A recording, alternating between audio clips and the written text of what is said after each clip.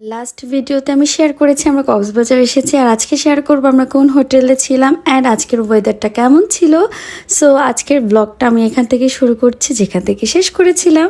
So আমরা কিন্তু এখন কক্সবাজার এসে পৌঁছেছি, আর এখন আমরা আমাদের হোটেলে যাচ্ছি। আর যাওয়ার পথে দেখলাম সমুদ্র অনেক বেশি উত্তাল। এই যে আমাদের হোটেল,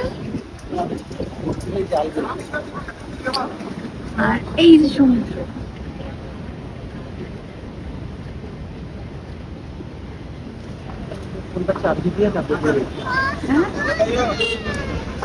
আমরা একদমই সমুদ্রের কাছে হোটেল পেয়েছি, হোটেল সি প্যারাডাইসে আমরা উঠেছি। এর আগে আমরা এই হোটেলে উঠেছিলাম, তো লাকিলি এবার আমরা রুম পেয়ে গিয়েছি। একদমই শর্ট টাইমের মধ্যে হচ্ছে আমাদের হোটেলটা বুকিং দেওয়া হয়েছিল, কারণ আমরা কনফিউজ ছিলাম যে আমরা আসবো কি আসবো না।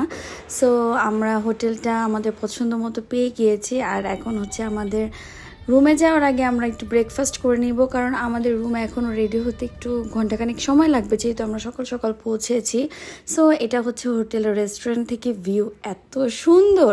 আর হোটেলের রেস্টুরেন্টের থেকে তো ভিউটা আসছিল, আর সমুদ্র এত বেশি উত্তাল ছিল, 4 নম্বর বিপদ সংকেত চলছে কক্সবাজারে।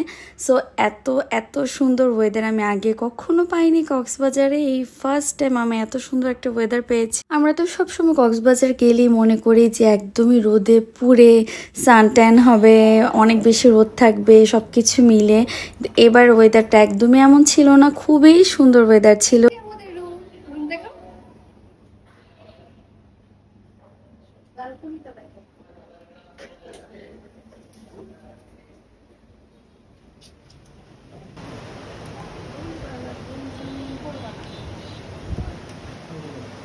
এটা ছিল আমাদের রুমের ব্যালকনি থেকে খুব সুন্দর একটা সি ভিউ। আমরা ভাবতেও পারিনি যে এত শর্ট টাইমে বুকিং দিয়ে এত সুন্দর একটা রুম আর এত সুন্দর একটা ভিউ সহ রুম পাবো। সো আমরা তো অনেক বেশি হ্যাপি যে এত সুন্দর একটা ভিউ সহ রুম পেয়েছি, কারণ কক্সবাজারে প্রচণ্ড পরিমাণে ভিড়। যারা বলছেন যে আসলে কক্সবাজারে ভিড়ই নেই, আসলে এটা ভুল, কারণ প্রচুর ভিড়। আর এই তো এগুলো ছিল আমাদের রুমের সাথে কমপ্লিমেন্টারি যা যা প্রয়োজন সব কিছুই ছিল, আর কমপ্লিমেন্টারি ব্রেকফাস্ট তো ছিলই। সো আমি আপনাদের সাথে ছোট্ট একটা রুম ট্যুর দিলাম। আর এটা ছিল আমাদের হোটেলের ইনফিনিটি পুল ভিউ। এটা তো অস্থির ছিল, মানে এত বেশি সুন্দর, মানে বলার বাইরে। অ্যান্ড তখন কিন্তু বৃষ্টি হচ্ছিল, বৃষ্টি, সমুদ্র প্লাস সুইমিং পুল।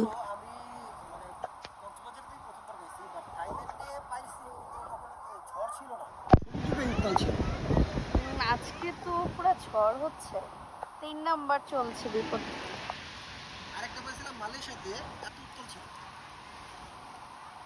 দেন আমরা এখন সমুদ্রে নেমে এসেছি। এখানে কিন্তু প্রচণ্ড বৃষ্টি, দেখতেই পাচ্ছেন অনেকেই ছাতা নিয়ে হাঁটাহাঁটি করছে, কারণ প্রচুর বৃষ্টি হচ্ছে। মানে একটা বেসিক্যালি সকাল থেকে ঝড় হচ্ছিল, সো এখন বৃষ্টি হচ্ছে।